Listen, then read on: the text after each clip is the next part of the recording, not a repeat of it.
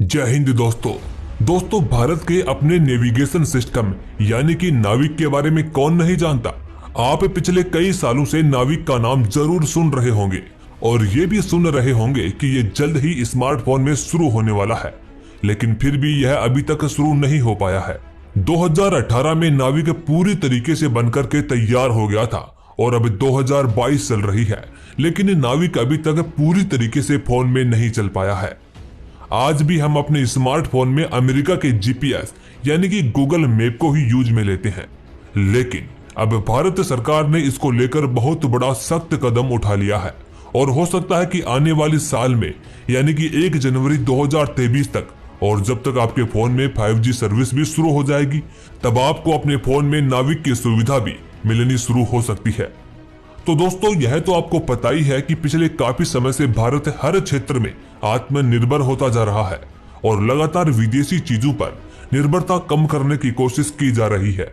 यहाँ तक कि पिछले काफी समय से कई सारे चाइनीज ऐप को भी बैन कर दिया गया है और सरकार खुद ये चाहती है कि अब भारत में स्मार्टफोन में नेविगेशन के लिए ग्लोबल पोजिशनिंग सिस्टम यानी कि जीपीएस के ऊपर हम निर्भर नहीं रहे। इसलिए सरकार ने अब तक का यह सबसे बड़ा कदम उठाया है। दोस्तों, आपको भारत सरकार के इस कदम के बारे में बताएंगे, लेकिन उससे पहले यह जानना जरूरी हो जाता है कि आखिर सरकार नाविक को इतना ज्यादा बढ़ावा क्यों दे रही है और अमेरिकी जीपीएस को बाहर का रास्ता क्यों दिखाया जा रहा है, बल्कि वो ग्लोबल पोजिशनिंग वाला सिस्टम है। तो क्या भारत का नाविक ग्लोबल पोजिशनिंग सिस्टम यानी कि जीपीएस की खाली जगह को पूरी तरीके से भर पाएगा? चलिए दोस्तों, इन्हीं सभी सवालों का जवाब तलाशने की कोशिश करते हैं। दरअसल भारत सरकार का कहना है कि नाविक को हमने इसलिए बनाया है क्योंकि हम विदेशी उपग्रहों पर और उनकी नेविगेशन सर्विसेज पर निर्भर न रहें और खास तौर पर रणनीतिक क्षेत्रों में जीपीएस जैसे सिस्टम पर हमेशा भरोसा नहीं किया जा सकता, क्योंकि यह उनके अपने देशों की सुरक्षा एजेंसियों के हाथों ऑपरेट किए जाते हैं। लिहाजा भारत को कभी भी इन सेवाओं से वंचित किया जा सकता है और भारत के साथ एक बार ऐसा ही धोखा हुआ भी था जब अमेरिका ने अपना दोगलापन दिखाया था। दोस्तों, ये बात मई 1999 की है। पाकिस्तानी सैनिक घुसपैठियों की तरह कश्मीर में घुस आए थे और उन्होंने करगिल में कई पहाड़ियों पर कब्जा जमा लिया था। ऐसे में भारतीय सेना ने अपने मिशन की शुरुआत की, लेकिन सेना को घुसपैठियों की सही लोकेशन का पता करने में काफी दिक्कतों का सामना करना पड़ रहा था। ऐसे में सेना ने भारत सरकार से कहा कि आप कैसे भी करके इनकी सही लोकेशन सैटेलाइट के द्वारा एक बार निकलवा दीजिए। भारत सरकार ने इसको लेकर अमेरिका से मदद मांगी। दोस्तों, अमेरिका चाहता तो अपने जीपीएस सिस्टम से करगिल में छिपे दुश्मनों की सही जानकारी दे सकता था, लेकिन ऐसा नहीं हुआ। भारत सरकार की उम्मीदों पर पानी फेरते हुए अमेरिका ने ऐसा करने से मना कर दिया और तभी से भारत को यह महसूस हो गया था कि खुद का नेविगेशन सिस्टम होना कितना ज्यादा जरूरी है। दोस्तों, भारत का नाविक नेविगेशन सिस्टम एक घरेलू सिस्टम है जो कि पूरी तरीके से भारत के नियंत्रण में है, यानी कि किसी भी परिस्थिति में इसके सेवा देने या फिर वापस लेने का कोई भी जोखिम नहीं है। फिलहाल में नाविक का सीमित इस्तेमाल भी हो रहा है। इसे सार्वजनिक गाड़ियों पर निगाह रखने, गहरे समंदर की तरफ जाने वाले मछुआरों को सावधान करने और प्राकृतिक आपदाओं की स्थिति में जानकारी देने और नजर रखने के लिए इस्तेमाल किया जा रहा है। अभी भारत सरकार स्मार्टफोन के अलावा अपने मंत्रालयों को भी नाविक के इस्तेमाल को बढ़ावा देने के लिए प्रेरित कर रही है। अलग अलग उद्योगों में इसके इस्तेमाल से समस्याओं के समाधान की कोशिश भी हो रही है। भारत सरकार ने हाल ही में बताया था कि अपना नाविक सिस्टम भी अमेरिका के जीपीएस सिस्टम के जितना ही ज्यादा सटीक है और उसके जैसे ही एकदम सटीक पोजीशन बताता है। तो अब इस बात की तो कोई टेंशन ही नहीं है कि यह फोन में सही तरीके से काम करेगा या नहीं करेगा। और दूसरी बात, इसरो ने इस पर काफी ज्यादा टाइम भी दिया है और इसरो अगर किसी चीज को इतनी गहराई से बनाता है तो फिर उसमें खामियों की संभावनाएं भी काफी कम हो जाती हैं।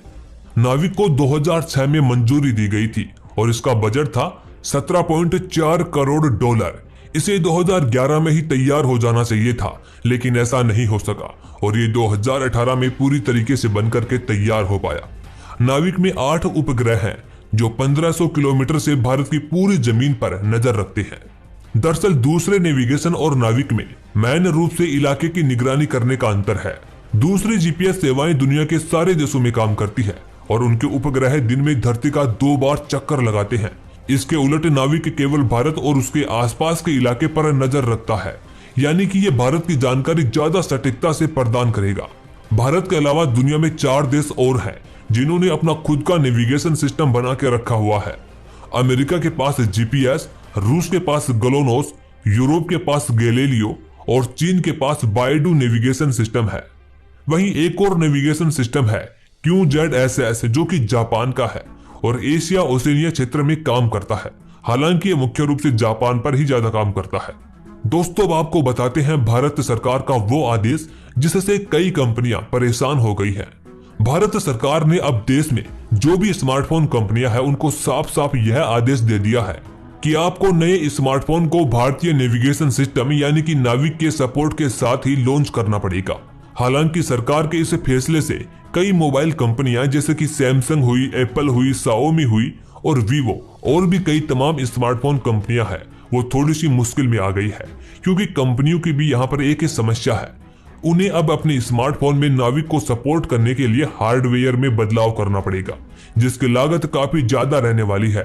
और फिर सरकार ने इन कंपनियों को एक डेडलाइन भी दे दी है कि आपको जल्द से जल्द नाविक को सपोर्ट करने वाला सिस्टम देना ही पड़ेगा। वहीं नाविक सिस्टम को मोबाइल में यूज करने के लिए इसरो ने location and navigation technology solution provider map my India के साथ मिलकर एक साझेदारी की है जो भारत को स्वदेशी नेविगेशन सर्विस उपलब्ध करवाएगी। इसरो के अनुसार डिपार्टमेंट ऑफ स्पेस ने मैप माई इंडिया के साथ जो डील की है उसमें नाविक भुवन जैसी स्वदेशी सर्विस की मदद ली जाएगी। दोस्तों, भारत सरकार की योजना इसे केवल क्षेत्रीय विस्तार तक ही सीमित करना नहीं है, बल्कि उनका लक्ष्य है कि इसे क्षेत्रीय से वैश्विक बनाया जा सके। नाविक के सिग्नल को दुनिया भर में पहुंचाने का लक्ष्य रखा गया है। हालांकि अभी भी इससे न सिर्फ भारत में बल्कि भूटान, पाकिस्तान और श्रीलंका जैसे पड़ोसी देशों में भी इस्तेमाल किया जा सकेगा। दोस्तों, नाविक के कुछ बोनस फायदे और भी हैं जो शायद अब तक हमें गूगल मैप से नहीं मिल रहे थे। नाविक से खेती करने में भी मदद मिलेगी। इसकी मदद से मिट्टी की गुणवत्ता को लेकर, मौसम और फसल को लेकर सलाह दी जा सकेगी। इसके अलावा जंगल में होने वाली दुर्घटना जैसे आग आदि पर भी नजर रखी जा सकेगी। इसके साथ ही साथ जानवरों पर भी नजर रखी जा सकेगी। कुल मिलाकर नाविक को भारत के भौगोलिक क्षेत्र के हिसाब से तैयार किया गया है ताकि भारत की तंग गलियों और पगडंडी वाले रास्तों पर भी यह सटीकता से काम कर सके। दोस्तों, भारत के खुद के नेविगेशन सिस्टम यानी कि नाविक के बारे में आपके क्या विचार हैं, ये हमें कमेंट बॉक्स में जरूर बताएं। और आपको क्या लगता है कि क्या 2023 तक नाविक ऐप हमारे स्मार्टफोन में शुरू हो सकेगा? अपना जवाब कमेंट बॉक्स में जरूर लिखें।